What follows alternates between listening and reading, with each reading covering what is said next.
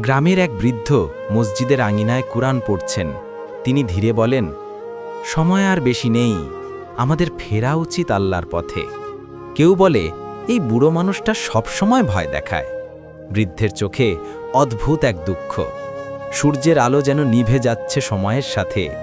হঠাৎ আকাশ ঘন কালো মেঘে ঢেকে যায়। বজ্রপাত, প্রবল বাতাস, মাটি কাঁপছে। বৃদ্ধ দাঁড়িয়ে বলেন, এই সেই ঘণ্টা, আমি বলেছিলাম সময় শেষ হয়ে আসছে। সবাই দৌড়াচ্ছে, কেউ মাটিতে পড়ে আল্লাহ বলে কাঁদছে, কেউ হাত তুলে তওবা করছে। বৃদ্ধের কণ্ঠ ভেসে আসে, আজ যারা তওবা করল তাদের জন্য এখনও দয়া আছে। ঝড় থেমে গেছে। খোলা কুরআনের উপর পড়ছে নূরের আলো।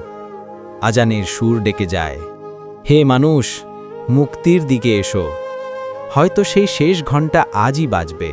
তুমি কি প্রস্তুত তোমার রবের সাক্ষাতের জন্য?